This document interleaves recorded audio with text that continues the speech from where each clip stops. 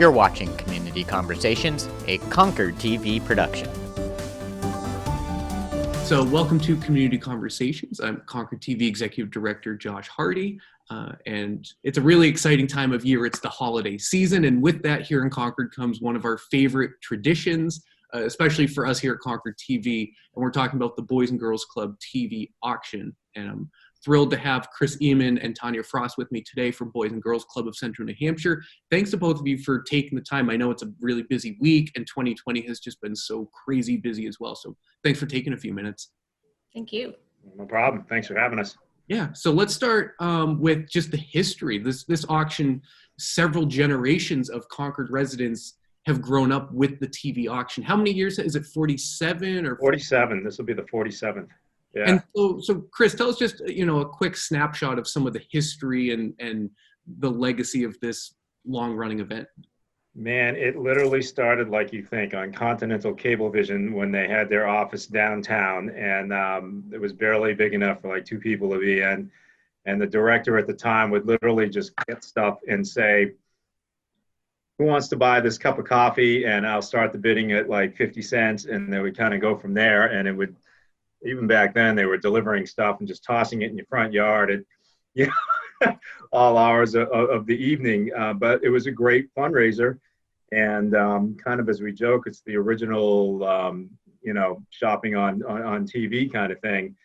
And to see where it is now, and I'm just so thankful that we have you and an online capability here, like all the technology that we're enjoying and sometimes maybe not enjoying so much, is giving us this ability to be able to raise money like we normally would live. And we're gonna miss it, don't get me wrong, because we love seeing everybody. It's the time of year where everybody just kind of hangs out and pick and pay the next day. I keep hearing people talk about it's like, Saturday morning at the dump, everybody kind of shows up and you shoot the breeze for a few minutes and you see what's going on and you go your merry way. We'll get back to some of that next year, but I am really excited kind of see how this new platform goes. And Tanya has been working basically nonstop for 2 months to get this platform ready to go. And so, that leads right into my next question, because Tanya, you've been doing so much hard work to get this new format of the auction ready. Could you just kind of explain to our audience who's more familiar with the traditional Saturday 10-hour auction, what are some of the differences and what's the overall kind of format of the online auction this year? Yeah, so the biggest thing is, it's all online. So all the bidding, due to the pandemic, we couldn't, safely put together the phone bank and have all those people together. And the what ifs this week, if anything happened, we wanted to make sure that we still were able to have the event. And we, so this online platform is really fantastic. Chris likes to say that it's kind of like eBay, where, you just put in your bid and then you can put in your maximum of what you want to bid, and then the machine does it for you if someone outbids you, and will alert you when or if you get outbid, and if you want to continue to bid, which we hope you do. But it's really fantastic. We've used it for a couple smaller events. This obviously is much larger, grandiose scale, but we're over 500 items that you can go through. Go to bidforkids.org and check it out. It's going to be on for 4 days from Wednesday to Saturday. And thanks to you guys, we've got still a streamed event airing on Saturday as well. So we're excited. Well, hello everyone, and welcome to the 47th annual Concord Boys and Girls Club TV auction. I know this year's a little different, and a lot of events are going virtual, as are we. So I'm just here to give you a quick how-to on getting registered for this great event so that you can participate this year, just like every other. So you're gonna go to your website here, and we're gonna type in bid for the number 4, kids, oops, if I could spell, .org. And that's gonna bring you to our website here. And so it gives you a little about us and about the event. And you've got your buttons here on how it works, register, and view products. So today what we're going to focus on right now is how to register. So you're going to click on the register and bid button, and it brings you to this site. And if you have done any of our events in the past, you could populate your username and your password and log right in. But for today's purposes, we're going to create an account. And so we are going to type in an email. So we will use mine and confirm email. And then of course you're not a robot, so make sure you click that and then confirm. And then email has been sent to me, and as will you. And you're gonna go and wait for that, and then you'll click in. So once you get your confirmation email, click on the link, and that there will bring you to the rest of your page, and you'll create your password. Obviously, you can confirm it, and then fill in all your information, including your address. If you add your phone number, fun fact, you can set it up where you can get text alerts throughout the event to let you know if you've been outbid, should you bid on an item. So that's a neat little thing to make sure that you sign up for. You'll add all of your credit card information. Just keep in mind, the credit card information is only saved for the event. So once the event is over on Saturday, December 12th, today, we will be erasing all of your information. So it is not held in any system after it's completed. And then you just confirm all the information and then hit create. And once you create that information, it'll provide you with a link, and you can go to the page here, which is going to give you all of the items that you can then bid on. And we have hundreds of items. Take your time, but note here, you can also go in and say, I only want to look at food and beverage, and you can filter it. So it will be a little less overwhelming than looking at every single item, but make sure you tag a favorite of something that you are very interested in. And again, if you can set it up with your email or your cell phone number where it can alert you for any outbids on an item that you have bid on. And don't forget to make a pledge for the Boys and Girls Club here. And this is a straight donation to the kids. And remember, 100% of these proceeds from today benefit the Boys and Girls Club of Central New Hampshire. So thank you. And if you have any questions, please feel free to reach out to me, Tanya Frost, at tfrost@centralnewhampshireclubs.org, or feel free to give me a call at 603-225-3710. Thanks for your participation and enjoy the event. We're excited too. And you mentioned that Saturday part, a shout out to my colleague, Mike, who's been working really hard on putting that together, and it's just about ready to go. It'll be airing, basically looping on Saturday with some of your favorite people that you normally see during the auction. Who are some of the people, Tanya, that we're gonna see? I know Simo is in the video. We have some other friendly faces. Who else can people tune in on Saturday to Yeah, see?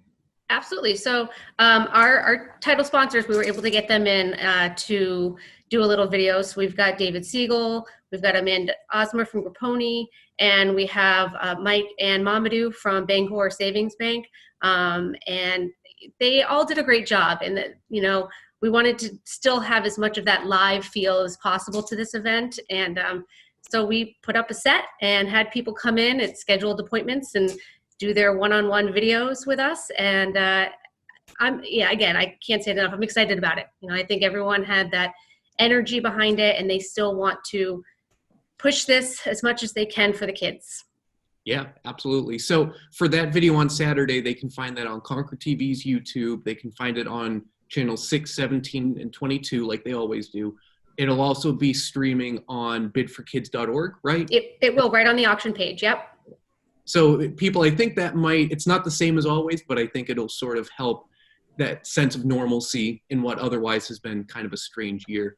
And you mentioned the sponsors. I think one thing that stands out to me is how supportive the business community has been toward nonprofits in general. You guys must feel pretty fortunate that these businesses are kind of standing by and being supportive even during a really difficult year for everybody.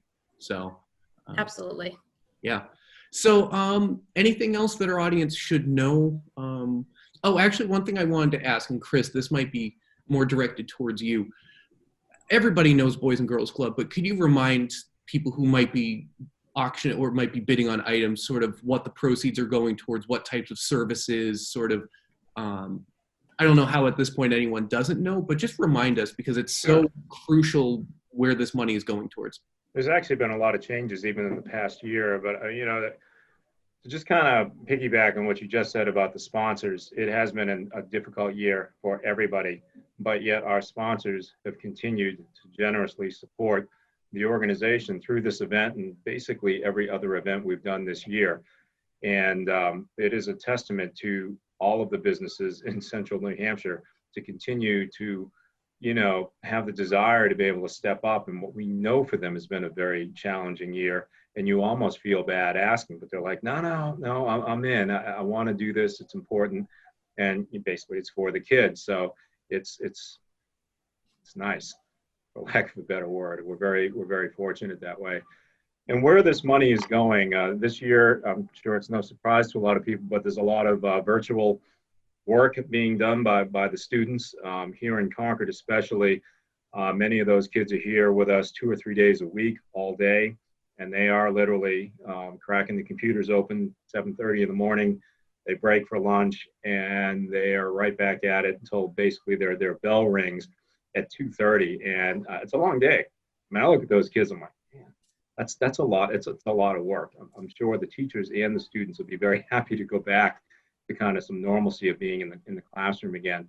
But we're able to provide that support, that structured environment. It's kind of like their office. They're coming to the club, although for a different purpose to get to school and get their work done. And it's a good resource for families. And then for some of the other sites where school is still in, and there are quite a few schools that have been in school basically the entire time, 5 days a week. So we're doing our traditional after-school care. And then, of course, new to us past couple of years anyways, early childhood. So we've got kids, infants, toddlers, preschoolers, basically all the way up until they're ready to go to college, as we now say. And, there's been a steady demand for those services as well. And then recently we took on the former program at New Hampshire Technical Institute's campus.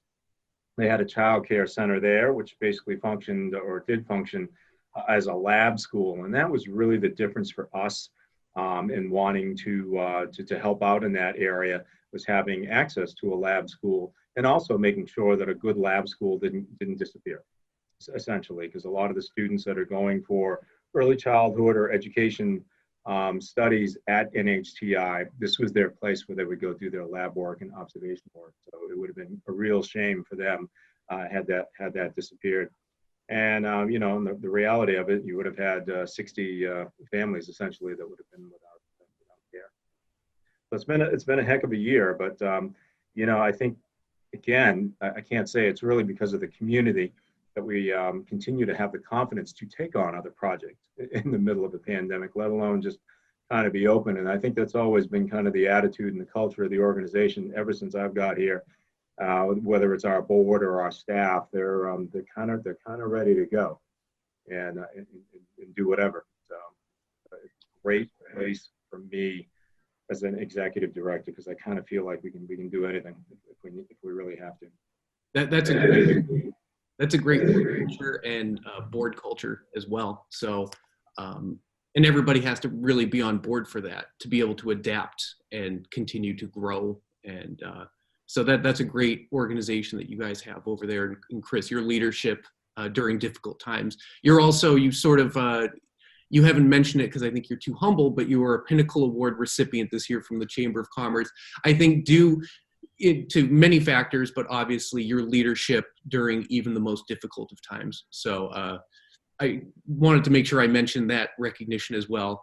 So. Thank you. It was a great recognition really for the organization. I mean, everything we do, you don't have an organization, you can't lead. So we've got, as I just said, it's a great organization. My job's easy. It really is, because of the people here. So. Yeah, very well. Even you, Tanya. No. No, she's been an awesome addition to the staff, as you know, because you probably worked a lot more closely with her in the past few months than I have. Well, I've been so impressed, both Mike and I, having worked with Tanya, but Chris, we've worked very close with you and with John and the rest of the team over there. And you guys just have done such a great job in 2020 and the years before that. And I remember my first year helping with auction, we were over at Green Street. It was kind of a location transitional. If you remember, it was a snowstorm. We practically had to Concord TV van back up to the high school. But we've just had such a connection and great synergy with you and your team, Chris. So I forgot about that one. I think for a reason, but man, we're lucky we made it through. That was the year we had the line strung between a tree, and somebody said, if the wind's blowing really hard, you might have a problem. I'm like, oh, it's only supposed to snow out the whole night. You're sweating for 10 hours there. Yeah. We made it though. Chris Gentry Somebody wanted the auction to happen. Chris Gentry worked his magic that year. But so we have a lot of great memories and great connections, and the mission of the Boys and Girls Club has never been more important. So happy that we're able to work with you guys, and adapting is really the key, and saying we can't just go away and do nothing. We have to, the show goes on, to put it in TV terms.